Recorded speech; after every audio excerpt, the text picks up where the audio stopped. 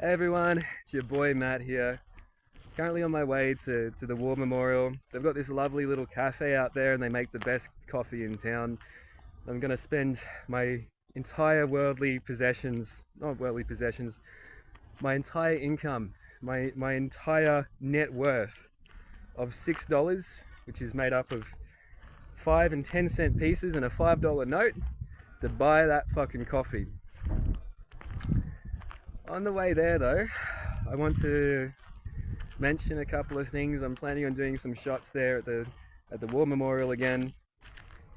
This time it's mainly going to be around some cultural lessons, mainly the difference between us and, say, people in the Middle East, and why it's so difficult to adjust that behavior. I want to give more specific information for why those interventions failed. Iraq, Afghanistan, Vietnam. And I want to show the human toll that took. But that is, in a way, secondary personally to what I want to talk about today. I inhabit a role similar to Jean-Paul Sartre or Jordan Peterson or Slavoj Žižek. I'm a public intellectual.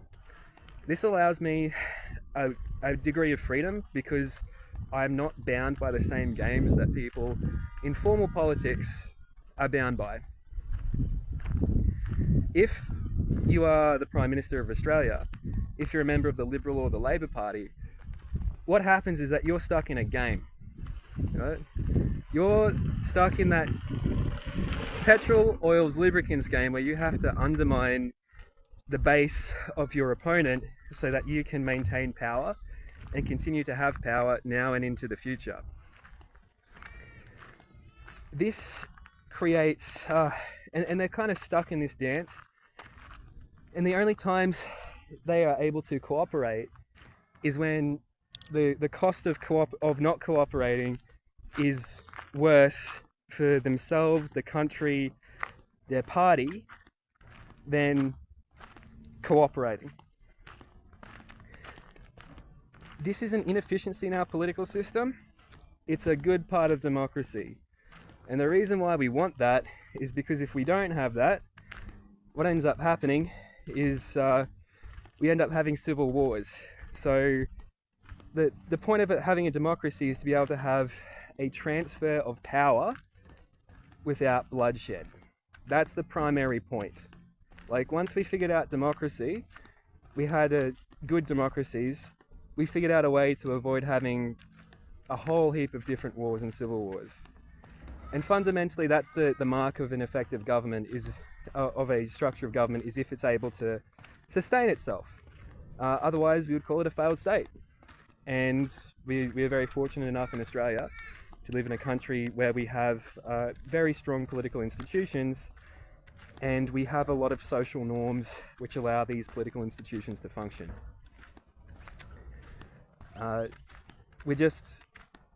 It's very hard to imagine something like Australia to have the same kind of political ecosystem and the same kind of politics as the United States. We've got some very entrenched social norms here. Now, the reason why I'm saying this is I'm probably at a point of political influence now where I am a variable which needs to be tracked of by the leader of the Liberal Party and our Prime Minister, because I seem to be able to adjust our institutions, adjust the behaviour of them. I seem to be able to have a very large supporter base, and there's probably some opinion polls at this point where my name might be floated around it. I'm not sure, but we're getting to that point. And at this point, I need to start addressing my relationships, my stances, my aims, and these things, so I'm able to have effective cooperative relationships with our political parties. Because I'm staying in politics, I'm a politician, but I'm not a politician in the sense of a person who is holding a seat. I'm not your local member, I'm not your senator, I'm a public intellectual, right? And I quite like this position because it means that I'm not locked into playing this same game where I have to constantly try and undermine the base of my opposition. Being in this position allows me to function as more like a diplomat. And a diplomat is a class of politician. I'm a public intellectual. They sort of seem to function in similar roles. Now, with the Labour Party, I'll address that. Anthony Albanese, I see him as a person who wants to have a long, enduring kind of legacy. Right? He's a person who is very timid. Isn't the correct word. He's not a coward, but he doesn't like rocking the boat. He wants stability. He's the opposite of a Bob Hawke who goes in, changes our society, and then goes out. He's got the end state Anthony Albanese wants is a long-term power homogeny for the Australian Labor Party. I am not like Anthony Albanese. Matt, again, didn't quite get to the Law Memorial. Because of my political station, I end up, and my relationships with the military and my relationships with intelligence, I commonly get used to try and spread the word of more conservative voices who I do not agree with, who alter my message to meet their agendas. Remember, I grew up in the military, around the military. I am surrounded by this culture, and the people who I have the connections with and who I know in Canberra are the intelligence and military community, and they have an interest in adjusting my message to fit their aims, partially because they believe that I provide representation to them, partially because they believe that they own me because of the patriarchal, hierarchical nature of that culture. They don't own me, and I want to continue talking about the Australian Labor Party because politically, that's closer to where I am. Okay, I'm material far left. I am a social democrat, not a democratic socialist. My view is that we need a very good ecosystem for the private sector, and we need to have a good ecosystem for the public sector. And there are things the private sector does better than the public sector. The point is to create a society where people of different temperaments can get along and can succeed in their own ways, which are best fit for their personality. People like me struggle to get along in government. We're the kind of people who are compulsive entrepreneurs, and we're going to try and cut our teeth and, make our own luck in the private sector. I find these hierarchies very confining. The downside to that is that, of course, the private sector has a different set of motives and has its own evils compared to the public. And it's, if I'm honest, it's a lot more vicious, and parts of it are quite corrupt. As I've found, the military and our intelligence apparatus are very, very corrupt. So let's not start saying that one is more corrupt than the other, and let's acknowledge that power incentives get people to do terrible things all the different times. And we need to stop just claiming that it's the other side which is causing the problems. Like, historically, we had this thing where we were against kings and we were against tyrants and that. And then sometimes I have my socialist friends who come in and want to basically create the same bloody thing. It's like, or we'll take actions which will lead to that outcome. Stop it. Stop it. Evil exists. People are cunts. It's the incentive structure. There's bad incentive structures and bad in the public sector and the private. Evil happens everywhere. And to stop this, there's definitely better ways that we can structure society, and we should get to it. But let's, my head is not up in the sky or down in the sand. We need we've got a historical political system, and there's limitations to what can be accomplished with what we've got and our history, right? We're stacking things on top of old memes, right? It's difficult there's only so much you can change that window of what is of the world that people will accept, right? And in Australia, we're not going to be a democratic socialist country. It's very difficult to do that here. Or at least it could happen, but it would be decades from now. We can definitely be an effective social democracy. And if I could change something, it would be to position the Labor Party to be more of a social democratic than neoliberal kind of institution. Uh, like, I am not scoring an own win on the Labor Party. Like, I'm not a member of a Labor Party. I'm not strictly a supporter of the Labor Party. I come from the same political tradition as that, but I come from a cultural tradition more similar to the military. Okay, so I'm a mixed match of these different things. And I prefer it if people don't kind of define me. I want them to observe the stances I take, and then from the stances I take, infer what my political view is, rather than kind of lumping me in with these political parties and then defining my personal stance. Okay? Um, I would. I am not anti Anthony Albanese. I've got a lot of respect for him. He's. I would prefer it if he was more of a Bob Hawke, but he's not a Bob Hawke. He's a guy who pays attention to history. He's he's he's better than any liberal leader that we've seen in the past decade or so, and he's a very effective leader of the Labor Party. I don't. I would prefer him. I would prefer a Chalmers to him. If I had to switch him, I'd from treasurer to prime minister. I'd prefer Chalmers to do the job. But um, he's done an effective job, and when when you have a billet like the prime minister or the leader of the Labor Party, your job is to effectively care for that institution, and he's doing that. He pays attention to where the Labor Party lost in previous times. He's paid attention to all the political ecosystem in Canberra, and he acts carefully because he's not an idiot. He's studied this. You contrast that with someone like oh, fucking bold dude last election who fucked it up with nuclear power. Fuck me. This is what happens when you lose an election as the opposition leader. You just become culturally irrelevant. Give me a second. Now, continuing on with what I was saying, um, that's the political space. I've described the political space I inhabit as a public intellectual. That's my business. Like, I'm an act. I'm an artist. I'm a public figure. The way that I get sort of held into this place where I'm expected to provide analysis, do all this work, do my performance, because it is performative to an extent. Like, people like looking at a washed out.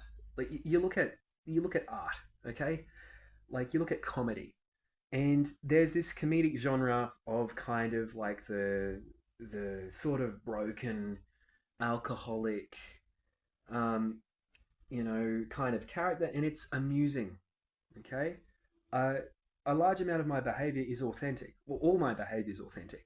Like, I am an alcoholic. I am a I'm an interesting person. I'm a public personality, and this is what allows my political message to travel, is because I'm entertaining, on top of knowing my shit. And that's fine. I'm allowed to do this. But I'm in this position where I'm being institutionalized, and I'm in this position where I'm not able to make an income from my work, because it is legitimate work. I found a way that I was able to use my skills and all these things to provide a service, and it's something that I should be able to get income from. But I'm sort of locked into this situation where the best skills I have, the best thing I can wear, and the things that I do, which are the best for society, are not able to be commodified because I'm being abused by people who want to maintain control and authority. A big part of what I've faced is that I've just out competed these people and made them feel sufficiently inadequate, because they are inadequate. And I say this to the magistrate, I say this to the entire system which is keeping me oppressed. Like, no, I'm telling you, you are inadequate. That And in this situation, I'm in this position where I have these sadists who will continuously act in such a way to keep me in a position of poverty and oppression. And the only way that they will let me continue forward is if it's in a predefined version of what they want, right? That fits their agendas. And I'll have these people who are at the other side of the table, the police, these institutions, these conservative fuckwits, because they are fuckwits, and I hate the police. I need to say that as clearly as possible. We are not on the same team. Like, these people will act in, because of their conservative disposition, how they want a hierarchical society. They think in terms of specific categories. And a person like me who creates their own categories, is very open, creative, and does these things, is something which they can't relate to. And as these people want to be able to define people, they want to have structures of authority, and they want to have that power and authority. They want to define what you do, how you do it, and how society should be structured. The problem is that they're inadequate at it. Like, I'm better at it than they are. I study these things and then I break things. These people, they take sadistic joy in causing people suffering, and they want to be the person with the power and authority to do that. And what they're doing is that as they say they're caring for me by trying to push me through organizations like APM, which is a vocational rehabilitation, which is an organization for chronically unemployed people. They're trying to push me through these institutions while stopping me from being able to generate an income from my work, so that I end up in a place which fits their cultural worldview and narrative and what a good person, a reformed person, looks like. I do not give a flying fuck. I'm telling this to the magistrate, what the police or the other side thinks a good reformed person looks like. Right? I understand society better than these people. I'm a social scientist, or at least a social analyst. And my peers would acknowledge me as an expert in my field. I am acknowledged. I am probably at this point, one of the most well-renowned public intellectuals of our time, particularly in Canberra and in Australia, right? But these systems want to control and dominate me because it provides these people both a personal reward for their behavior, because they get to feel pleasure in their sadism. They get to feel as if they can control something. They get to control the fabric of society. So personally, there's that reward, and there's the political outcome. They get to undermine my ability to adjust these institutions, remembering that I started my political work because I was disgusted with the NDIS and how my participants were being treated, and wanted to talk about white-collar crime.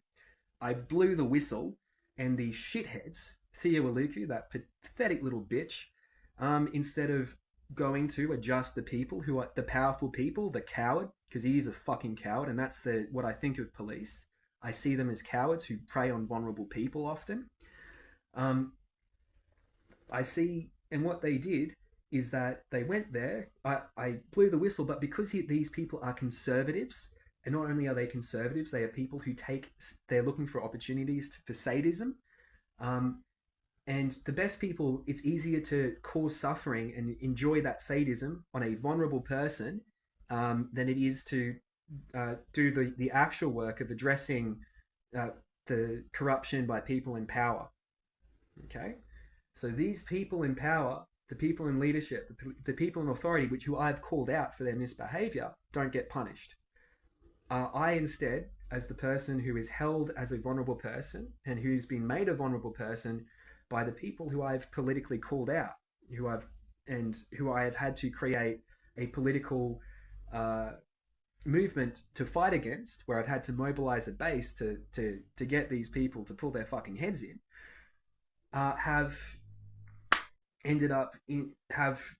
kind of fought back by using the judicial system, and the police, who have this conservative temperament, who see those people as more okay and are less willing to take the fight to them, end up fucking persecuting me.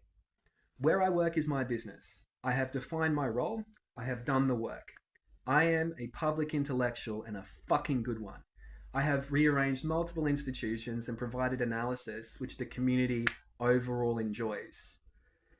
I am allowed to reap the fruits of my labor, My labor has been the work of a public intellectual.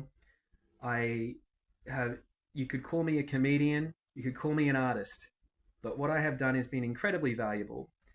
And so far, the behavior of these institutions has been terrible. I've been stopped from being able to crowdfund my legal representation or being able to talk through a lawyer to advocate for myself.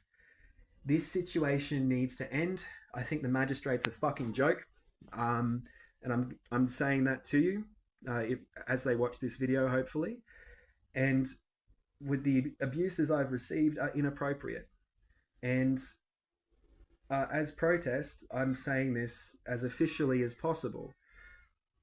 I should be allowed to reap the fruit of my labor. I have provided a astounding amount of public benefit. I've done more for the community than anyone I fucking know, right? I've provided a level of service which is so much more than anyone I know. I've never met a person who's done more than me, individually. Now, but because these people, they want institutions, they want you fitting a social narrative, which makes other people feel comfortable and the best way for people to feel good about themselves and orientate themselves, whether around this guy who has different political opinions to them, and for them to feel secure in themselves, is to take the narrative that I'm an unemployed bum who doesn't provide anything to society, who just goes to job seeker, who doesn't pay their debts, right? But this is a position that they've tried to put on me, because when they put this on me, it undermines my credibility. Let's be clear what I have done. Let us be very clear with what I have done, and let's be honest with what these people are doing. Now, I need my fucking I need my legal representation, and I need this fucking joke and this farce to end. I need our judicial system to function according to its mission, and I need this abuse to stop. And it's not appropriate for me at all to engage with an organization such as APN. I'm constantly being funneled through these different psychologists and different people to try and build cases against me in different ways. My psychologist at Open Arms has actively provided information to people, which I'd never want them to provide. And being kind of intentionally ground down and jumped on to the point where I have lost all this capability has been terrible. What happens when every behavior you produce is abused? What ends up happening is that you shrink. So we go to ABA now. Looking for work is a job, but every time I apply for a job, and because everything is done publicly, every time I do that, that behavior is punished. I have these harassment from these pathetic, miserable bitches in the police who will fucking watch my interviews and kind of do all this crap. And it places me in a position of perpetual danger where some sadist will come in and cause me suffering. I am disgusted, right? You should be disgusted. This has been a terrible thing which has happened. And to socially marginalize me and to do the things which have been done to me and to take away my income and to grind me into poverty as I have has been a terrible thing. But they've done more than just grind me into poverty. They've ground away my ability, and I am now an institutionalized person. I'm a person who is as traumatized as any person who's been put in a POW camp or being put through prison or any of these things, and probably far more. I've had to deal with the same kind of things as Edwin Snowden, David McBride, and Julian Assange. All right? That is the psychological toll that happens to you when you go through this, and you lose things. You degrade as a person as a result of the trauma and abuse which they continually put on you. And the way there's a degree of social isolation, but that's not because I'm not working. It's because I'm being abused by these people, and they have created this situation. They have ground me down to a position where both I have lost ability to work and they stopped me from being able to work. And then they try and put me through different systems and institutions to undermine my credibility and find ways to attack and control me. That is what is happening. This is nightmarish. Let me the fuck out, provide me legal representation, and let's put an end to this fucking farce. And let's treat me and begin treating our vulnerable people with some dignity and respect. I have been made into a vulnerable person. I have had capacity. I've had capacity taken from me. I've had my legal rights destroyed, and I've been stopped from being able to get on with my life. I am not a person who's been resistant to working or participating in society. I've been a person who's been stopped from participating in society and has been actively abused, marginalized, and had their capacity taken away from them. I have been bastardized by you fuckers. Right? Now, it is inappropriate for these people to pretend they're in the right. They have been terrible. End of video. Cheers. Alright, so this is hopefully the last video I'm making today regarding this topic. I have no interest in ripping off or having sour relationships with members of the conservative side of politics and my military community, because I am a member of the military community. I am happy, because these people have collaborated with me and helped me get to where I am always going to provide benefit to them if it's something which aligns with my values, okay? When we can find opportunities for cooperation, I look for it. And this is the benefit of me fitting my kind of role as a public intellectual rather than as an elected member of parliament. I don't need to be fighting conservatives. I am not here to create to work towards a society where people are marginalized, right?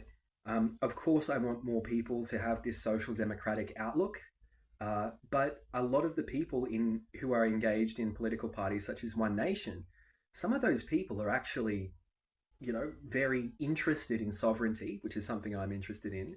They're very interested in having good working conditions and having good opportunities for their kids and families. There are a lot of ideas which are associated with those nationalists, and I'm very patriotic. I care deeply about this country, but it's not at the expense of others.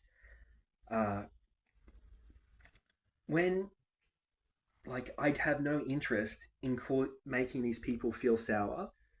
Like, if someone like Jocko Willink, if he is welcome to communicate with me, but he's not welcome to have an idea that he owns me or have a perspective that I'm going to fulfill a specific billet. It's the same with these people in military who have mentored me. I have the same way that the reality of politics is that we have this thing where you will pay money to get time with a politician. I'm not like that, but I have my mentors and I have people who I care about. It's not as if I don't dislike people like Michael Armstrong. Well, I do dislike him. He's done some terrible things. It's not as if people like him aren't people who, I will forever be at war with, and there is no possibility of us finding mutual benefit. The issue I'm having is that these conservatives demand that you bend the knee and fit within their hierarchy. You pay for the prostitute, you don't own them. And the consequence of these people's attempting to try and control my life has been that I haven't been able to develop further as a person. I've been institutionalized. I've been beaten down to a point where I have less capability now than if I had never interacted with these people ever in my life. So when these people look at the amount of work they've put into me, I want them to realize that while that has provided some skill, it's also resulted in me living in a fucking homeless shelter, and the constant abuse that they've done to me has not been beneficial. So if they feel as if they've wasted their time, well, you've caused immense harm to me. So you just shove that up your asshole, right? It's not as if I dislike, I'm unwilling to get along with these people, but the way that they continuously conduct themselves makes that very difficult. Negotiating and maintaining a political relationship with these people is difficult. It's the kind of relationship you would give to a senior diplomat because it is a tricky relationship. And the people I'm interacting with are not people who are diplomats. I'm not strictly speaking a diplomat either. I just have an idea of how that game is played. And I'm working with these people who do have some capacity for that. They've got a different idea of these games and how they should be played. But the point is to find things that we can agree on, collaborate, and things that we both care about. Myself, Jocko, and Michael care about the military. Like, when I give military analysis, how about they analyze that and collaborate within that? Okay? I'm not wanting to create further divides when there's possibility for cooperation. Let's focus on those things. I'm not in the position of the Labour Party or the Liberal Party where they need to keep undermining each other, but just stop trying to control and dominate me. Act with some civility, and then we're going to be able to have more effective collaborative relationships, right? I am left-wing. I am a social democrat. I am not a conservative. These people are conservatives, but we have common care in the sense of the military and these institutions. There is an understanding that military culture needs to change, and those institutions need to change to stop the cost of what they have done. Let's work together collaboratively on that, and please, and stop trying to interfere with my politics outside of it. Have a lovely day.